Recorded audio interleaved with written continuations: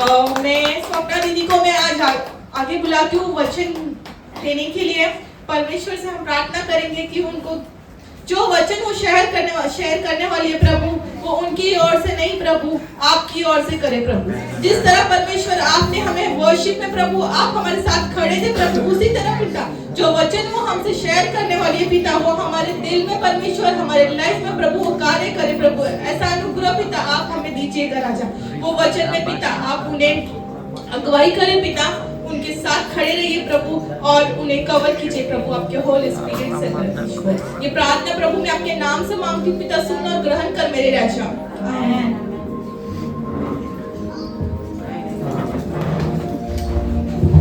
परमेश्वर के नाम का धन्यवाद।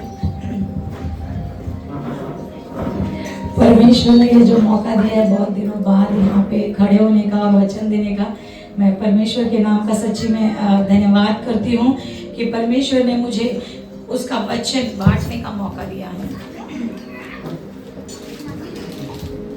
आज जो हम वचन पढ़ने वाले हैं वो उसका अध्याय है न्यायों की किताब।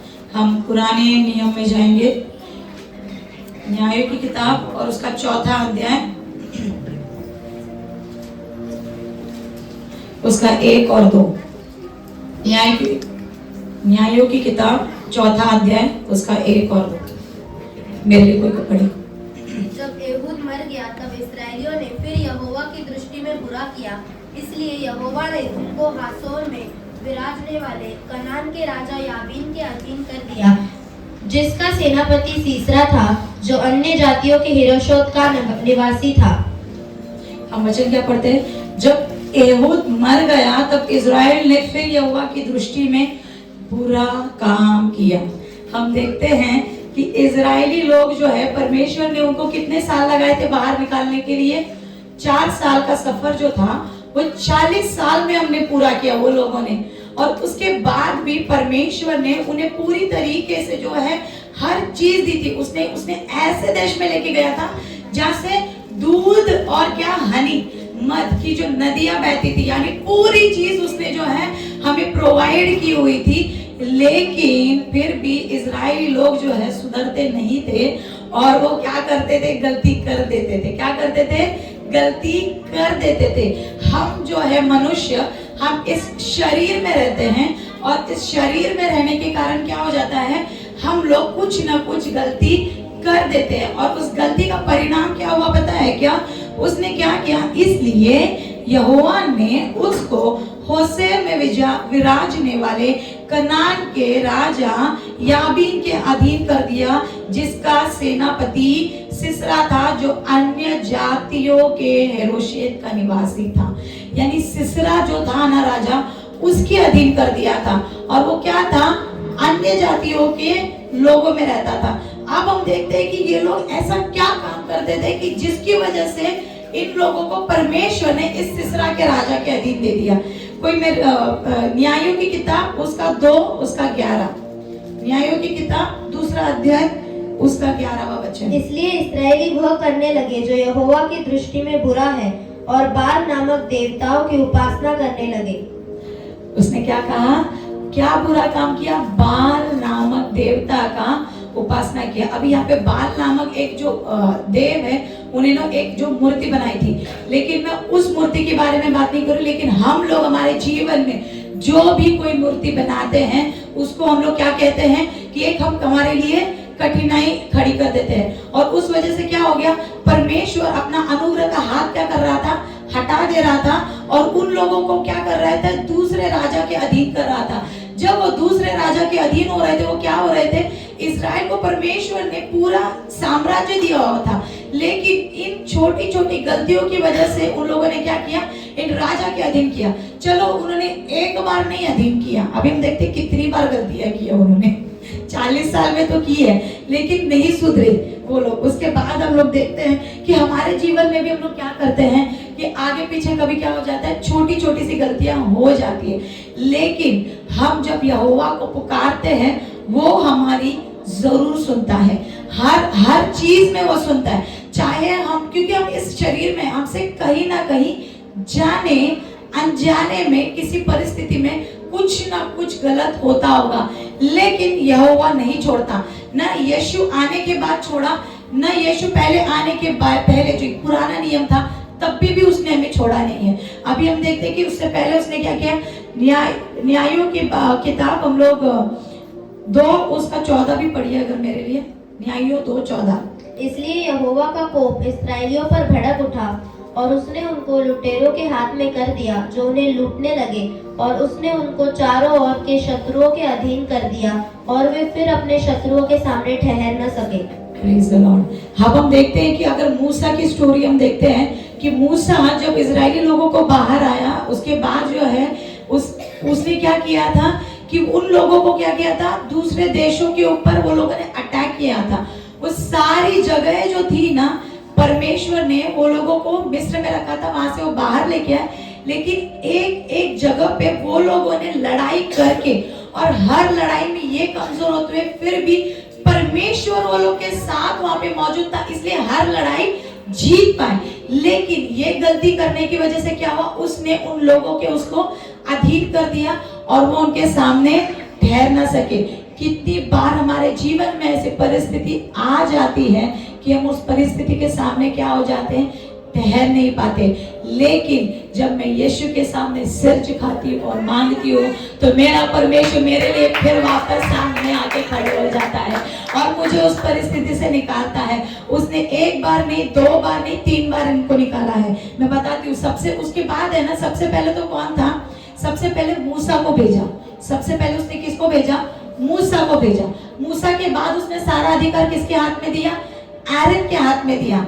एरन के बाद उसके हाथ में किसने दिया, यहोशू के हाथ में दिया।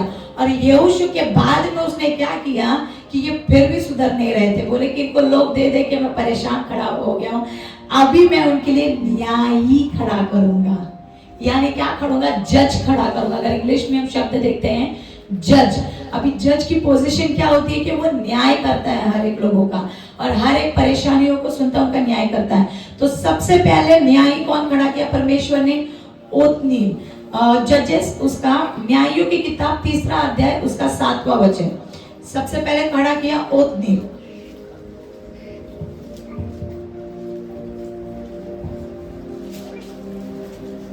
न्यायियों उसके 3 उसका 7वां वचन पढ़े।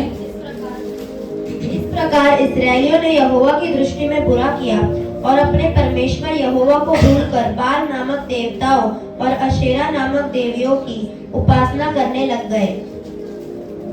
यहाँ पे हमने क्या पढ़ा अभी, उनका सब कुछ हो चुका था, मतलब 40 साल जो है उसमें भी एक बार उन्होंने गलती की थी, लेकिन यहाँ पे भी उन्होंने क्या की, गलती कर दी कि हमने क्या किया, बाल देवता को उन्होंने वहां पर भी फॉलो किया, क्योंकि आजू बाजू में वैसे लोग थे और उस परिस्थिति होने के कारण वो उन्होंने गलती कर दी। और उनको पता है कि कितने साल के लिए उनको परेशानी हुई, ओत्नील के टाइम पे 8 साल के लिए परेशानी हुई। कितने साल की परेशानी हुई, 8 साल की परेशानी हुई। और उसके बाद जो है उसका अगर न्यायों की किताब उसका 3 अध्याय का 9वां वचन पढ़ेंगे, परमेश्वर ने उनको कितने दिन के लिए शांति दी वो भी हम लोग देखेंगे।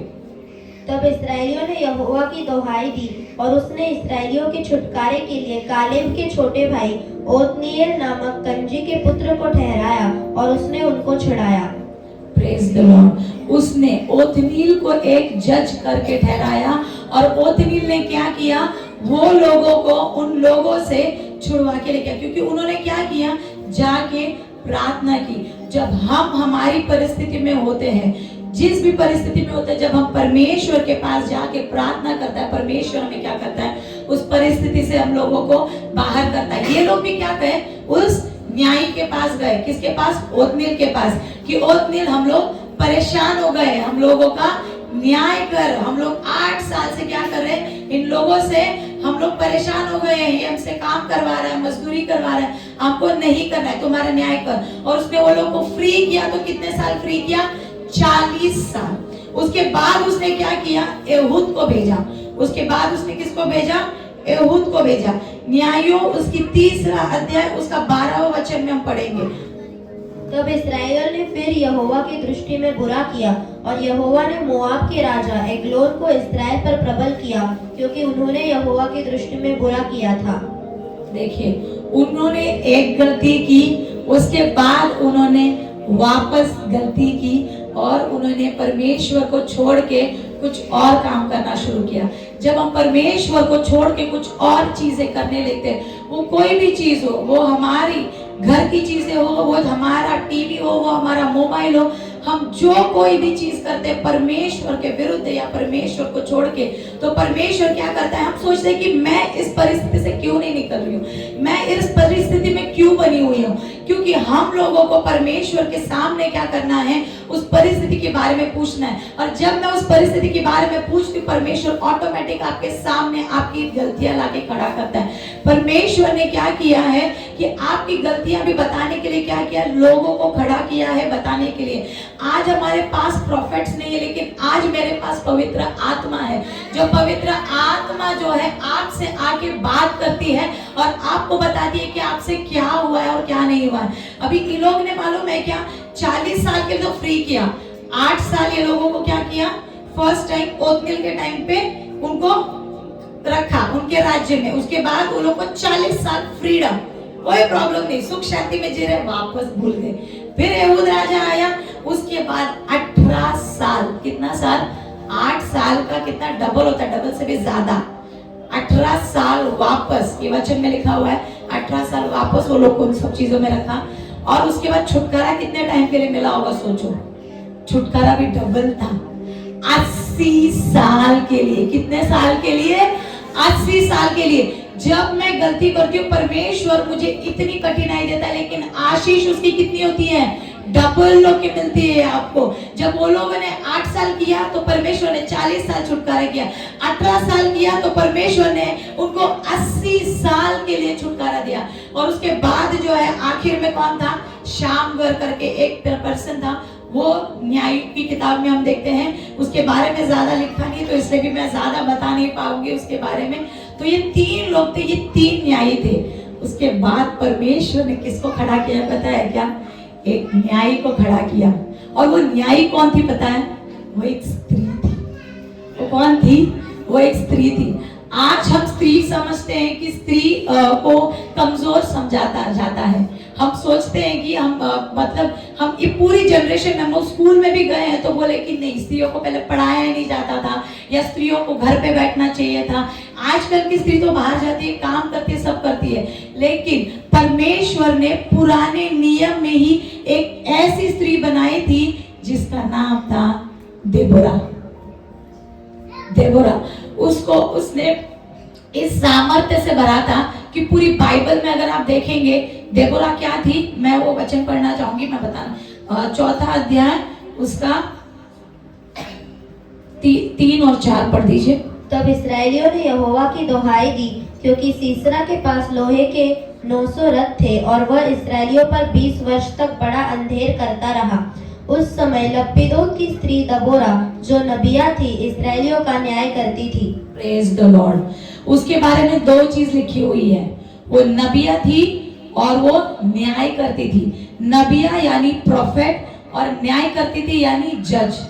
आपको पता है पूरे बाइबल अगर आप देखोगे ना तो उसमें नबिया और जजेस इसमें सिर्फ 2 लोग हैं, एक पुरुष है और एक स्त्री है।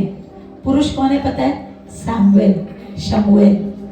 शमूएल को दिया है और एक किसको दिया है, स्त्री देबोरा को। अगर आप पूरा बाइबल में देखेंगे तो ये दोनों पोजीशन, बाकी स्त्री जो है प्रोफेटेस है, बाइबल में स्त्रियां प्रोफेटेस है, लेकिन जो जज की पोजीशन होती है ना, वो जज का ऐसा पोजीशन होता है कि वो जो है सबसे बड़े अधिकार पे होता है। आज भी अगर हम देखते हैं कि जजेस, आज हम लोग जब देखते हैं कोर्ट में हमारा कोई भी इश्यू होता है, कोई भी प्रॉब्लम होता है, हम लोग क्या बोलते हैं, कोर्ट में लेके चलता हूँ, न्याय करेगा मेरा। कौन न्याय करेगा, जज न्याय करेगा। और परमेश्वर ने पुराने नियम में किसको उठा के खड़ा किया था, एक औरत को, एक स्त्री को खड़ा किया था। हम लोगों को यह देखने की जरूरत नहीं कि अभी की क्या परिस्थिति है। आप पुराने नियम में देखो कि स्त्री को ऐसे हाईएस्ट पोजीशन पर रखा था कि जो सब लोगों का न्याय करती थी। एक मूसा था जो इतने लोगों को न्याय कर पाया, और उसके बाद जो है एरन, उसके बाद मैंने बताया योशू, और उसके बाद जो थे, जो 3 जजेस थे, उसके बाद जो देबोरा है। मूसा जो है वो परमेश्वर से सामने सामने बात करता था। मूसा क्या करता था? सामने सामने बात करता था। देबोरा क्या कर रही है? देबोरा से परमेश्वर खुद आके बात कर रहा है, उनसे हर एक चीजों के बारे में कि क्या होने वाला है। अभी इनके ऊपर कितने साल हुआ? 80 साल।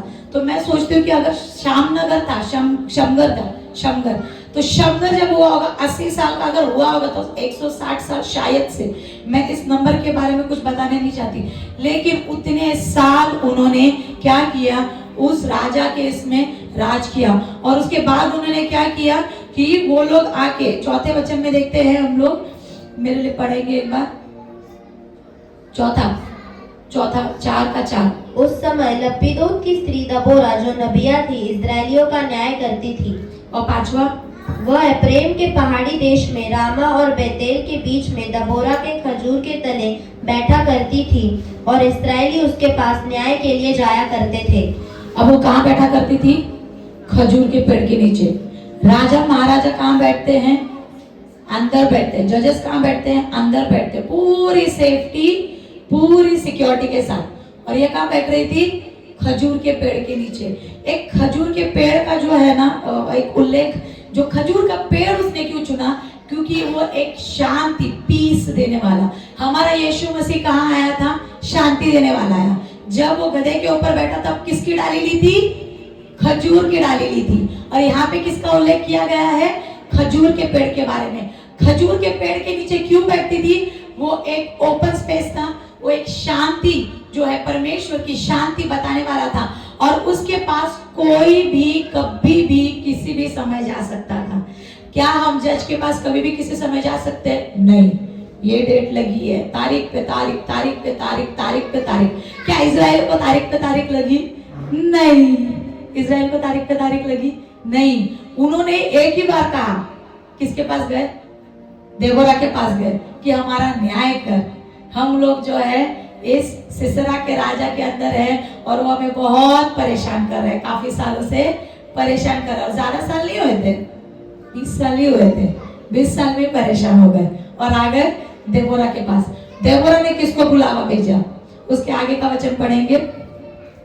उसने अबनियोम के पुत्र बाराक को केदेश नप्ताली में से बुलाकर कहा, क्या इस्राएल के परमेश्वर यहोवा ने यह आज्ञा नहीं दी कि तू जाकर ताबोर पहाड़ पर चढ़ और नप्तालियों और जबूलूनियों के 10,000 पुरुषों को संग ले जा। Praise the Lord. उसने क्या कहा उसको? कि बराक को समन भेजा। इंग्लिश में क्या बोला है? उसने समन किया। और दूसरा कहा है न्योता भेज, एक लेटर, बुलावा भेजा उसको। इस टाइम पे अगर आपको कोर्ट से कोई लेटर आता है ना तो पोस्ट से आता है, उसको बोलते हैं समन, और उसका आपको उत्तर देना ही पड़ता है।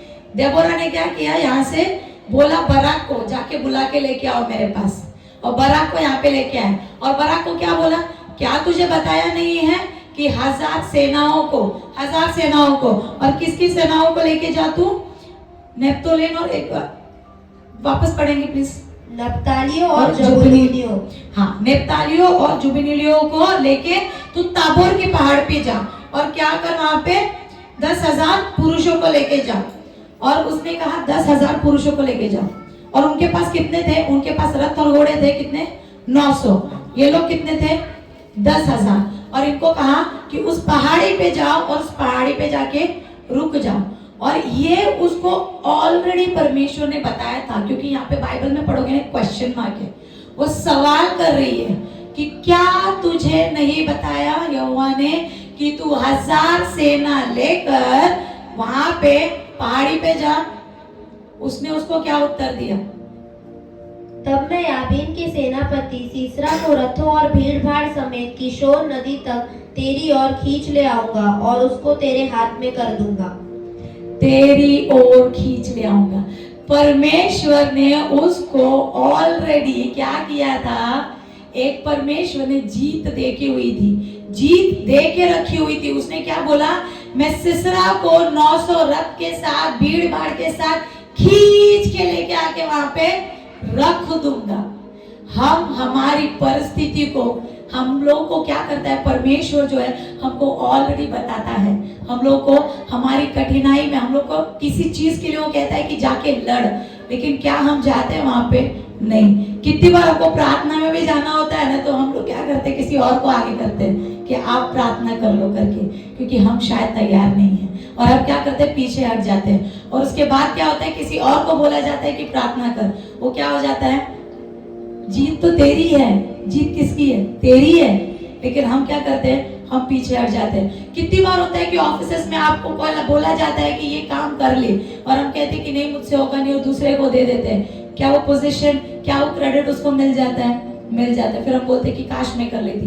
परमेश्वर ने हर एक को, यहाँ बैठे हुए हर एक को सामर्थ्य से भरा है। आप अपने आप को कमजोर समझते हैं, लेकिन मेरे यीशु मसीह ने हर एक को जो है उस सामर्थ्य से भरा हुआ है। तेरी मुसीबत कितने भी हो, परमेश्वर लाके तेरे सामने खड़ा करेगा। परमेश्वर तेरे दुश्मनों को तेरे सामने लाकर खड़ा करेगा। तुझे तेरी जगह से उठना है, तुझे जाके आगे खड़े होना है, और तुझे लड़ना है। तुझे भी नहीं लड़ना है, तेरा यहोवा जाके तेरे लिए पहला खड़ा हुआ है। तेरा यहोवा वहां पे खड़ा है, मुझे उन लोगों से डरने की जरूरत नहीं है। उसके लोहे के रथ थे, उसके पास 900 कितने थे, 900 लोहे के रथ थे। उसके पास लकड़ी के नहीं थे, वो टूटने वाले नहीं थे। यानी वो कितना शूरवीर इंसान था। और प्लस वो भीड़ भाड़ भी लेके आया था, किसकी, आजू बाजू की भीड़ भाड़ भी लेके आया था वो, कि आजू बाजू के लोग भी चलो मेरे साथ लड़ने के लिए। लेकिन परमेश्वर कहता है कि मैं खींच कर उनको तेरे सामने लागू दूंगा। मैं परमेश्वर के नाम से आपके ऊपर घोषित करती हूँ, तेरे खिलाफ, मेरे मंडली के खिलाफ, तुम्हारे खिलाफ जितने भी दुश्मन खड़े हैं, परमेश्वर खींच के लाके तेरे सामने खड़ा कर देगा, खींच के लाके तेरे सामने खड़ा कर देगा। और तू विश्वास से परमेश्वर के सामने जा और तू खड़ा हो जा, क्योंकि परमेश्वर तेरी लड़ाई लड़ रहा है। वो कोई भी परिस्थिति हो, वो चाहे तेरी बीमारी हो, वो चाहे तेरी नौकरी हो, वो चाहे तेरे प्रॉपर्टी का इशू हो, कोई भी इशू हो, लेकिन जीत तेरी ही होने वाली है।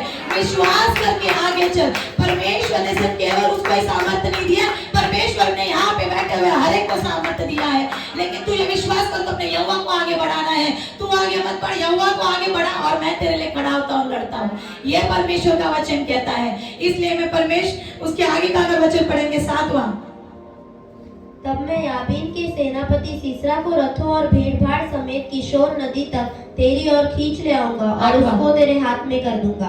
बाराक ने उससे कहा, यदि तू मेरे संग चलेगी तो मैं जाऊंगा, नहीं तो नहीं जाऊंगा। बाराक ने क्या कहा, यदि तू मेरे संग चलेगी तो ही जाऊंगा, नहीं तो नहीं जाऊंगा। मेरे संग चलो तो मैं जाऊंगी, आगे बढ़ूंगी, नहीं तो मैं नहीं जाऊंगी। परमेश्वर ने देबोरा को कहीं ना कहीं परमेश्वर को आशीषित करना था। आज हमारे जीवन में परमेश्वर को एक स्त्री का उदाहरण देना था। इसलिए परमेश्वर ने उसी समय पुराने नियम में ही ऐसी पोजीशन दे के रखी थी उस देबोरा को, कि उसने क्या किया, उसने अपना काम काज कुछ भी नहीं देखा। अगर हम आगे का वचन में देखेंगे, देबोरा को क्या बोला उसने, तू मेरे साथ जाएगी तो ही मैं जाऊंगा।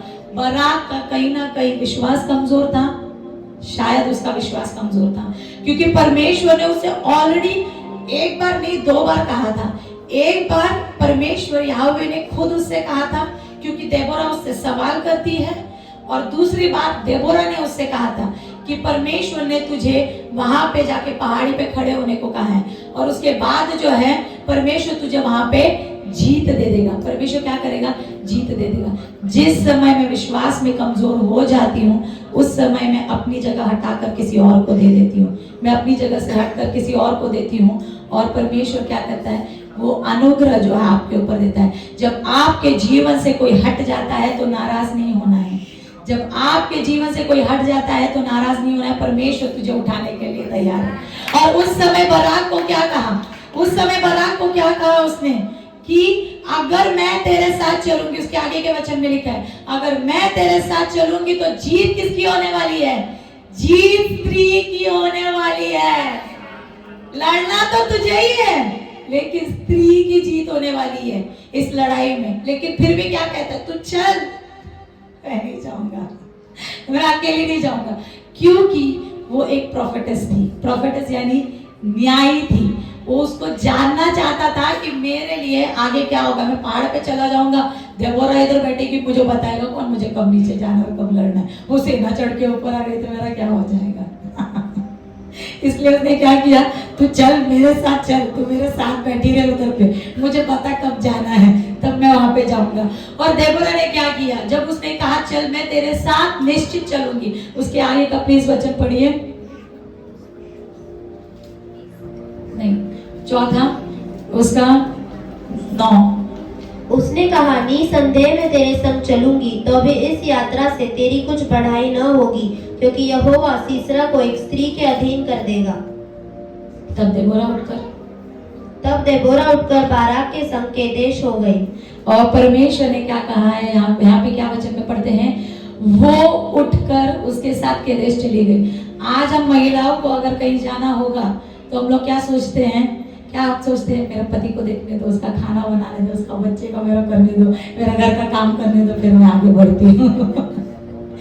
देबोरा लेपोदी की क्या थी, पत्नी थी। क्या उसके ऊपर जिम्मेदारी नहीं थी? उसके ऊपर भी पूरी जिम्मेदारी थी। लेकिन जब यहोवा पुकारता है तो हमें क्या करना है, तुरंत उठना है और तुरंत उसके ओर निकल जाना है। और उसके बाद क्या हुआ, हम जब तुरंत उठ के उसकी आवाज सुन के आगे बढ़ते हैं तो क्या होता है, हम परमेश्वर ने उसकी जीत क्या कर दी, उसके हाथ में कर दी। किसके हाथ में कर दी? स्त्री के हाथ में। उस स्त्री के हाथ में भी किए, वो कौन से स्त्री के हाथ में की वो भी बताऊंगी। देबोरा जब उठ के वहां पे गई उसके साथ कदेश के ऊपर, और पहाड़ी पे जब लोगों ने डेरा बनाया, उसके बाद किसको पता चला, आगे देखेंगे सिसरा को कैसे पता चला। तब बाराक ने जबूलून और नप्ताली के लोगों को केदेश में बुलवा लिया, और उसके पीछे 10,000 पुरुष चढ़ गए, और दबोरा उसके संग चढ़ गई। तब बाराक ने क्या किया, जुबलून और नप्ताली के लोगों को कदेश में बुलवाया और उसके पीछे 10,000 पुरुष चढ़ गए। अभी ये जो 2 लोग है ना, जुबलून और नप्ताली, ये लोग है ना थोड़े कमजोर थे, इसलिए बाराक को भी क्या लग रहा था, थोड़ा सा डर लग रहा था, क्योंकि ये दोनों लोग थोड़े कमजोर थे, इसलिए वो डर रहा था। शायद इसलिए वो चाहता था कि मेरे साथ देबोरा चले, और देबोरा जब मेरे साथ चलेगी तो मैं ये लड़ाई क्या करूंगा, निश्चित जीत जाऊंगा। और हमारे साथ जो है, आज देबोरा उसके साथ गई, लेकिन आज परमेश्वर ने वो टाइम पे प्रॉफिट्स इसलिए दिए थे कि हम लोगों को अभी का पता चले, एक तो हमसे क्या गलती होती है वो, और हमें फ्यूचर भी पता चले। प्रॉफिट्स क्या करते थे, फ्यूचर भी बताते कि क्या परिस्थिति आपके जीवन में घटने वाली है, इसलिए वो टाइम में प्रॉफिट्स दिए होते। और आज के समय में हमें परमेश्वर ने एक पवित्र आत्मा दी हुई है कि आप अगर किसी परिस्थिति में जाते तो परमेश्वर आपको पहले ही रोक देता है, उस जगह पे जा मत। क्यों रोकता है परमेश्वर? क्योंकि पवित्र आत्मा तुझे बताती है कि वहां कोई बुरा घटना या कुछ समस्या होने वाली है जिससे परमेश्वर तुझे बचाना चाहता है। और उस पवित्र आत्मा के सामर्थ्य से हम लोग क्या करते हैं, आजकल चलते हैं। और देबोरा जो है वहां पे उसको पहाड़ी पे चढ़ने के बाद बताने वाली कि तुझे कब उतरना है और क्या करना है। उसके आगे का वचन पढ़ेंगे। हेबेर नामक केनी ने उन केनियों में से जो मूसा के साले होबाब के वंश के थे अपने को अलग करके केदेश के पास के सानन्नीम के बांज वृक्ष तक जाकर अपना डेरा वही डाला था। हेबेर नामक केनी ने उसके कनानियों में जो मूसा के साले वंश के थे, उसके आगे का भी वचन पढ़ेंगे सिस्टर 12वां। जब सिसरा को यह समाचार मिला कि अबीनोअम का पुत्र बाराक ताबोर पहाड़ पर चढ़ गया है, तब सिसरा ने अपने सब रथ जो लोहे के 900 रथ थे और अपने संग की सारी सेना को अन्य जातियों के हेरोशेत से किशोर नदी पर बुलवाया।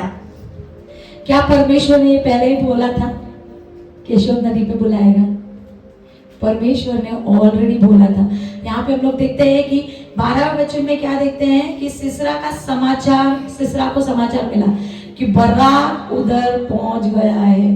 बाराक पहुंच गया तो उसने क्या किया, अपने साथ जो वहां पे सिसरा था और उसके आजू बाजू के देश के लोग थे उनको भी क्या किया, उसने हेरोशेत के किशोर नदी पर बुलवाया।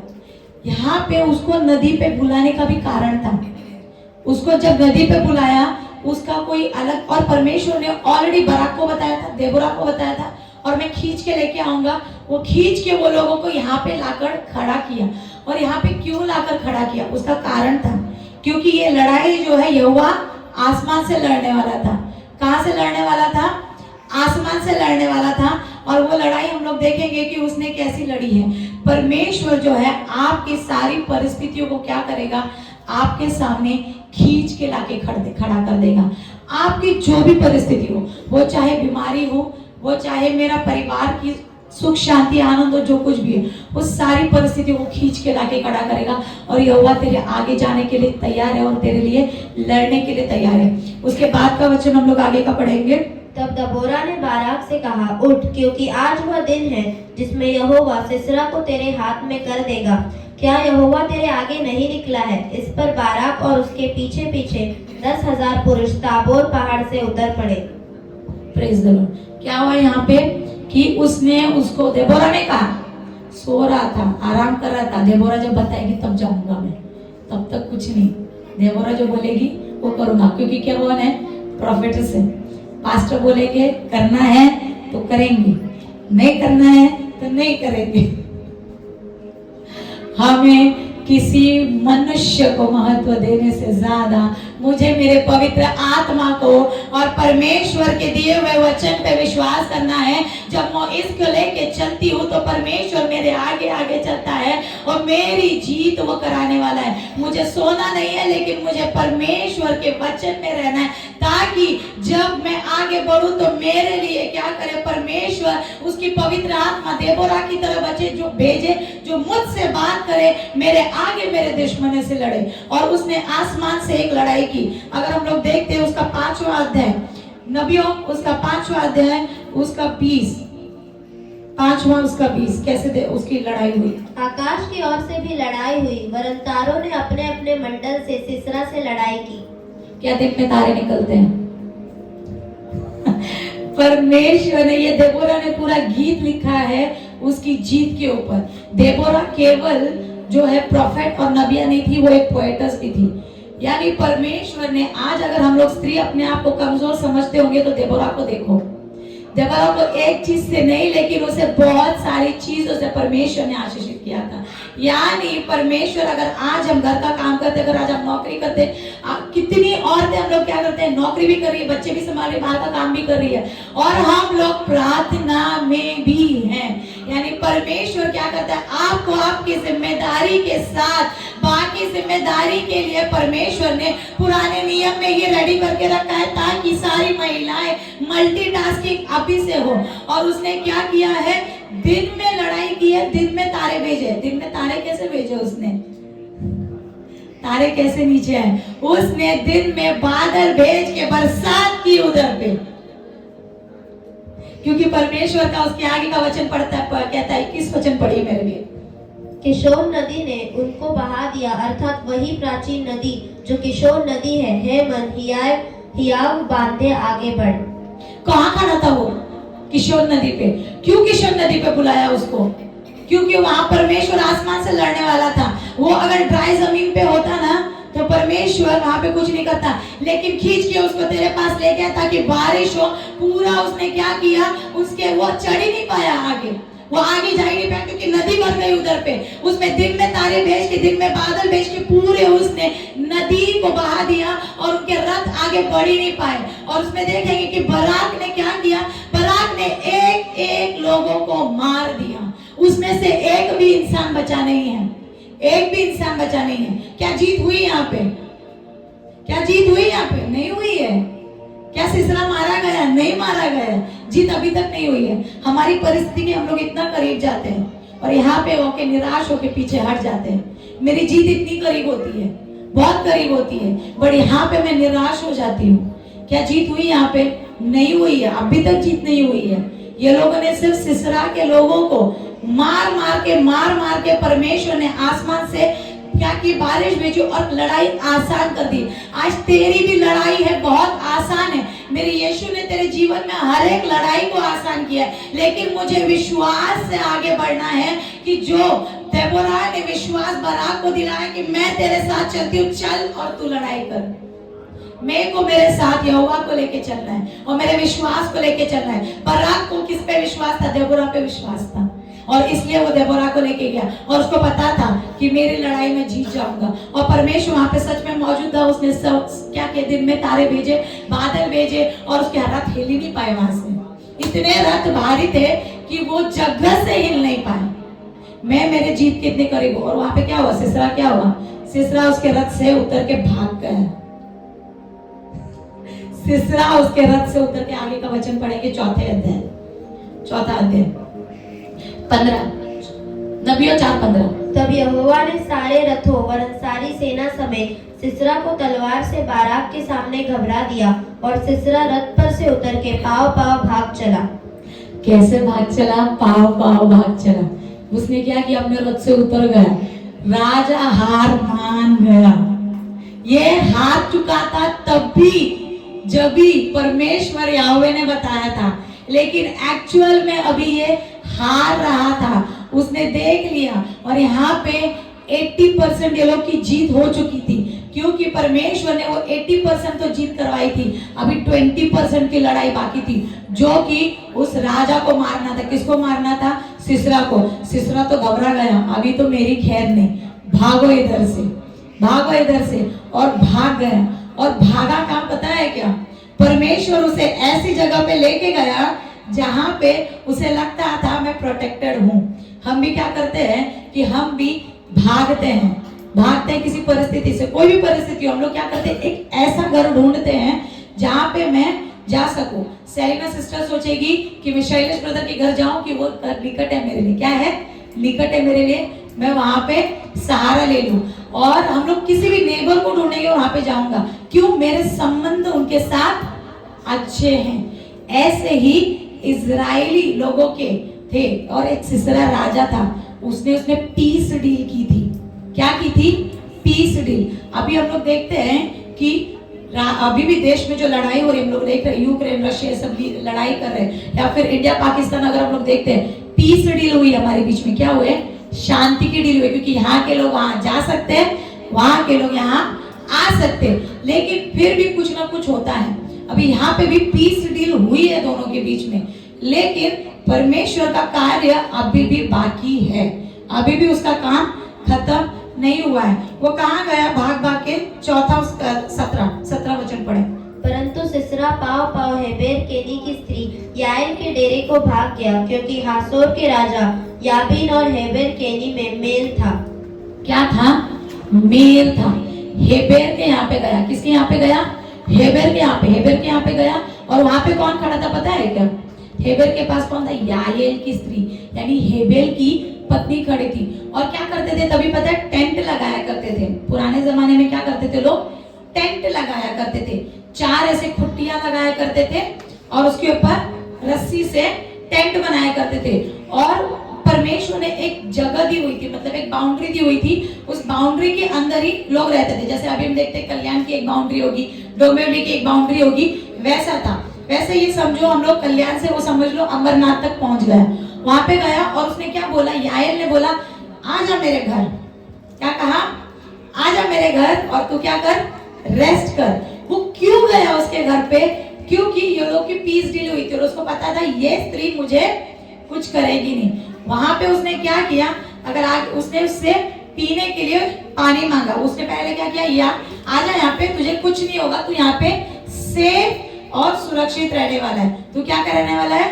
सेफ और सुरक्षित रहने वाला है। वो गया उसके घर पे। जाने के बाद क्या हुआ? वो उसको बहुत थक गया। चल चल के तो थक ही रहा होगा, इतने साल से तो रथों पे घोड़ों पे जा रहा है, लेकिन अभी क्या हो गया? चल चल के थक गया बेचारा। उसने उसके ऊपर सुला दिया उसको। और उसको क्या बोला? मुझे थोड़ा सा पानी पिला। आगे का वचन पढ़ेंगे हम लोग 18 और 19। तब याएल सिसरा से भेंट के लिए निकलकर उससे कहने लगी, हे मेरे प्रभु, आ मेरे पास और न डर। तब वह उसके पास डेरे में गया और उसने उसके ऊपर कंबल डाल दिया। तब सिसरा ने उससे कहा, मुझे प्यास लगी है, मुझे थोड़ा पानी पिला। तब उसने दूध की कुप्पी खोलकर उसे दूध पिलाया और उसको ओढ़ा दिया। क्या आपको सेलिना सिस्टर अगर विजय सिस्टर को पानी मांगेगी तो पानी नहीं देगी, दूध देगी? उसने हाई क्वालिटी का दे दिया। पानी क्यों नहीं दिया उसने? उसके पीछे भी एक रीजन है कि याएल ने उसको पानी नहीं पिलाया। आपको पता है कि दूध पीने के बाद नींद आती है, थोड़ा मीठा पीने के बाद, तो उसको दूध पीने के बाद नींद आने के लिए अगर पानी पिला देती तो वो फ्रेश हो जाता। वो क्या हो जाता? फ्रेश हो जाता। उसकी प्यास बुझ जाती, उसके पास वही ताकत आती और वो जगा रहता। लेकिन उसने क्या किया? उसको पानी पिलाया। वो पानी पिलाने से क्या हो गया? पानी पिलाया, दूध पिलाया। देख रही थी जाग रहे हैं क्या? जाग रहे थे। तो उसने क्या किया, दूध पिलाया और दूध पिला के सुलाया और कंबल ओढ़ा दी। अभी इसके लिए परमेश्वर की ज्ञान बुद्धि समझ चाहिए।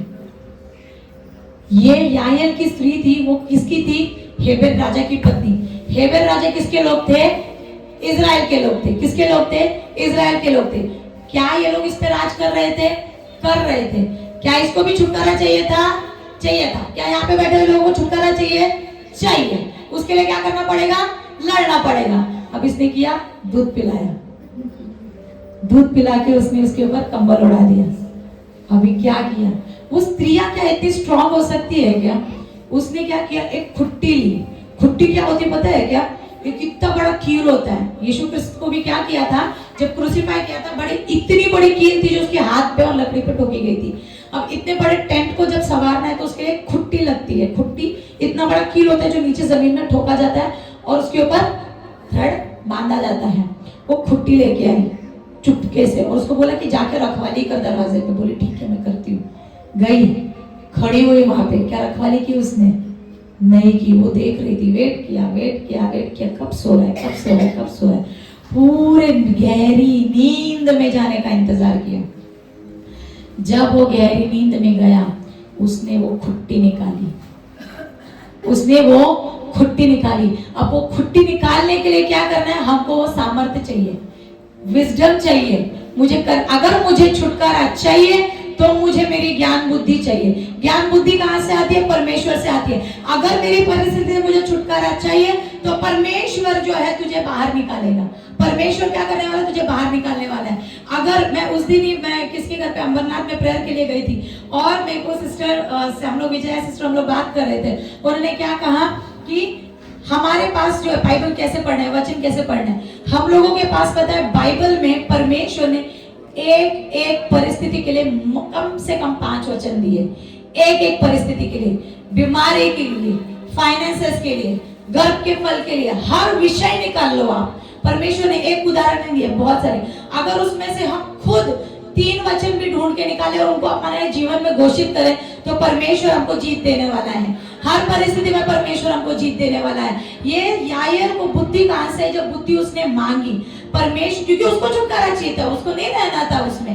अगर मुझे मेरी परिस्थिति से निकलना है तो मुझे मेरी बाइबल पढ़नी है, मुझे मेरा वचन पढ़ना है और मुझे उसमें से बाहर निकलना है। अगर मैं पासवान के ऊपर जिंदगी भर डिपेंड रहूंगी तो मेरा कुछ नहीं होने वाला है। अगर मैं किसी और अभिषेक व्यक्ति के ऊपर डिपेंड रहूंगी तो मेरा कुछ नहीं होना। अभिषेक मुझ में है, अभिषेक सेम सामर्थ्य परमेश्वर ने दिया है। अगर देबोरा को दे सकता है तो तुझे क्यों नहीं दे सकता है परमेश्वर। देबोरा उसको हर चीज में कमांड कर रही थी। याएल की स्त्री जो थी, याएल की स्त्री जो थी, उसको कहां से बुद्धि है। अगर उसको छुटकारा चाहिए था, उसको खुट्टी निकालनी थी। क्या राजा उसको मार नहीं सकता था, क्या राजा उसको मार सकता था। उसके जीवन का, उसका मौत का सवाल था वो उसके ऊपर, लेकिन उसने वो नहीं सोचा मैं जीऊंगी या नहीं। अगर देबोरा भी वहां पे लड़ी है, देबोरा जो है, देबोरा का मतलब अगर हम देखते हैं तो वो एक मधुमक्खी है, मधुमक्खी। और मधुमक्खी क्या होती है बताया क्या, वो फूलों में जाके शहद निकालती है, फूलों में से जाके शहद निकालती। क्या उसका फायदा है शहद निकाल के? उसका कोई फायदा नहीं है। उसका फायदा जो है हम लोगों को है, या बाकी जो है हम लोग उसका शहद खाते हैं, उसको कोई फायदा नहीं उस चीज का। वैसे ही परमेश्वर ने देबोरा को बोझ दिया था उन इजरायली लोगों ने, वैसे ही परमेश्वर ने याएल को दिया। और यीशु मसीह भी हमारे लिए इस जीवन में आया ताकि उसकी मिठास से, उसके वचनों की मिठास से तुम्हें सारे पापों से छुड़ा के तेरा उद्धार कर। और परमेश्वर ने वही मिठास इन वचनों में दी है और परमेश्वर ने वो सामर्थ्य दिया है। उसने वो खुट्टी निकाली, उसने देखा नहीं कि मैं मरने वाली हूँ या करने वाली हूँ। उसने खुट्टी निकाली, हथौड़ा लिया, कहाँ ठोका उसने, नया टेंट बनाया। उसने नया टेंट नहीं बनाया, उसको छुटकारा चाहिए था और उसने वो खुट्टी ली, मौका देखा, सो रहा है, कहाँ ठोकी, सीधा खोपड़ी में। क्या सामर्थ्य था। आपको पता है कितनी ताकत लगी होगी। ये स्कल जो है ना बहुत स्ट्रांग होता है। हमारे यहाँ पे मेडिकल के बहुत सारे लोग हैं, सब नर्सेज हैं। क्या स्त्री में वो सामर्थ्य था क्या? हम लोग सोचते कि नहीं हमारे हाथ कमजोर है, कोई कमजोर नहीं है। परमेश्वर ने तुम्हारे हाथ में वो सामर्थ्य दिया है, वो याएल के हाथ में सामर्थ्य दिया है। उसने खुट्टी ऐसे ठोकी कि उसने इस बाजू से निकाल के उस बाजू पार होकर जमीन में लग गई और उसी जगह उसकी मौत हुई। और परमेश्वर ने क्या कहा, देबोरा से पहले कहा था, बराक मैं तेरे साथ जाऊंगी तो जीत तेरी नहीं होगी लेकिन स्त्रियों की होगी। और जीत किसकी हुई? स्त्री की हुई। याएल की, हेबेर की पत्नी याएल, उसने किया। देबोरा ने कहा कि जा नीचे। देबोरा ने कुछ नहीं किया। देबोरा प्रोफेटेस थी, वो न्याय करने आई थी, उसको कोई क्रेडिट नहीं चाहिए था। लेकिन परमेश्वर ने एक और दूसरी स्त्री खड़ी की वहां पे, याएल को खड़ा किया। और उसके बाद जो है, उसके बाद कौन आया उसके पीछे? हम वचन में भी पढ़ेंगे, मैं सिर्फ स्टोरी नहीं बताऊंगी, हम वचन में भी पढ़ेंगे। उसका 18 उसका 19 पढ़े, पानी मांगा, उसके बाद 21, याएल किल्सिम 21 21 इसके बाद हेबेर की स्त्री याइल ने डेरे की एक खुट्टी ली और अपने हाथ में एक हथौड़ा भी लिया और दबे पांव उसके पास जाकर खुट्टी को उसकी कनपटी में ऐसा ठोक दिया कि खुट्टी पार होकर भूमि में धंस गई। वह तो थका था, इसलिए गहरी नींद में सो रहा था, अंततः वह मर गया। Praise the Lord. ये मैं नहीं कहती लेकिन वचन कहता है कि उसने उसे मारा और उसके बाद जो है वो वहीं पे मारा पड़ा रहा। और मार के क्या किया? शान से दरवाजे पे जाके खड़ी हो गई कि मैंने उसे मार दिया। उसके बाद उसके पीछे पीछे कौन आया पता है क्या? सिसरा आया। क्यों? क्योंकि कोई भी लड़ाई हो, अगर बराक को लड़ाई बताई है तो बराक जब तक सिसरा को मारेगा नहीं, जो सेनापति था, जब तक मारेगा नहीं तब तक लड़ाई जो है खत्म नहीं होती। भले उसने हर एक लोगों को वहां पे मार दिया, लेकिन जब तक वो सिसरा को मारता नहीं खत्म नहीं होती थी। लेकिन वहां पे वो आया और उसके बाद का वचन पढ़ेंगे।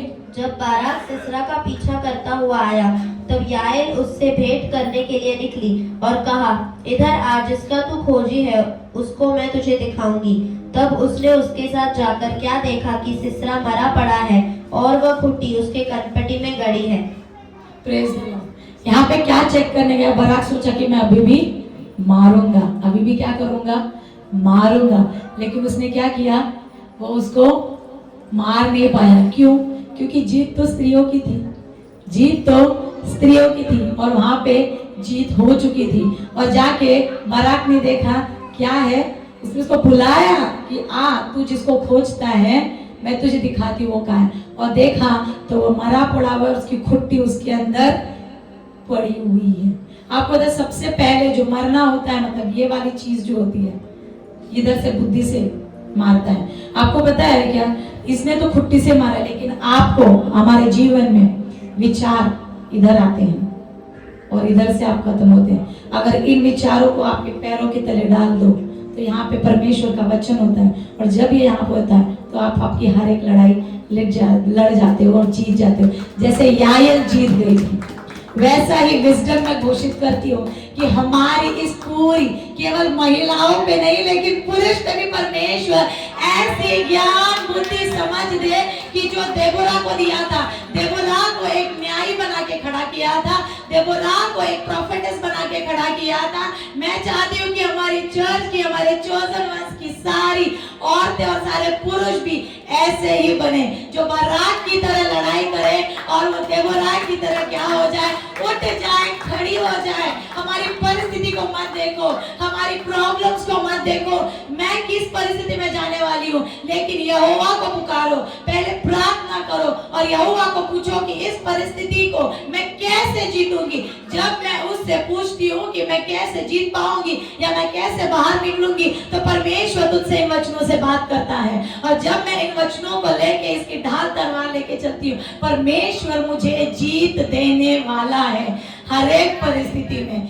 ऐसी जीत जो देबोरा को दी, ऐसी जीत जो याएल को दी। और उसमें क्या हुआ? परमेश्वर के नाम का गौरव हुआ। किसका गौरव हुआ? परमेश्वर का। और परमेश्वर ने क्या किया?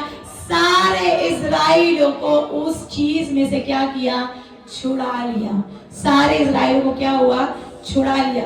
और याएल का भी मतलब क्या है पता है क्या? वो भेड़ नहीं होती है क्या, गोट जो एकदम जंगली सी होती है, उसका मतलब ये है। इसलिए उसके पास जो है, अगर आपका नाम जो परमेश्वर ने आपको दिया है उसका भी एक मतलब है। और परमेश्वर ने आपके नाम में भी एक सामर्थ्य दिया हुआ है। हर एक जो स्त्री और हर एक पुरुष है, हर एक में आपको एक सामर्थ्य दिया है और उस सामर्थ्य को लेके हम लोगों को चलना है। जब मैं उस सामर्थ्य को लेके चलती हूँ तो परमेश्वर आप जैसी देबोरा को खड़ा करता है, आप जैसी याएल को खड़ा करता है और वहां पे सिसरा को आपके सामने लाके खड़ा करता है। आपके लिए आसमान से तारे भी लड़ते हैं, वो भी दिन में लड़ते हैं। परमेश्वर असंभव चीज को आपके लिए दिन के उजाले में संभव करता है। असंभव चीज को दिन के उजाले में संभव करता है, जो हम लोग सोच भी नहीं सकते। इस तरीके से परमेश्वर हमारी लड़ाई लड़ता है। तो हमें परिस्थिति के सामने झुकना नहीं, हमारी प्रॉब्लम्स के सामने झुकना नहीं, लेकिन परमेश्वर के वचन के साथ हमें आगे बढ़ना है। और जब मैं उसको लेके आगे बढ़ती हूँ तो मेरी चर्च की सारी स्त्रियां देबोरा बन जाती है और याएल बन जाती है। और उसका आखिर का वचन पढ़ेंगे हम लोग कि परमेश्वर ने क्या किया, कैसे उन लोगों को छुटकारा दिया। 30-23 वचन पढ़ लीजिए। इस प्रकार परमेश्वर ने उस दिन कनान के राजा याबीन को इसराइलियों के सामने नीचा दिखाया और इसराइली कनान के राजा याबीन पर प्रबल होते गए, यहाँ तक कि उन्होंने कनान के राजा याबीन को नष्ट कर डाला।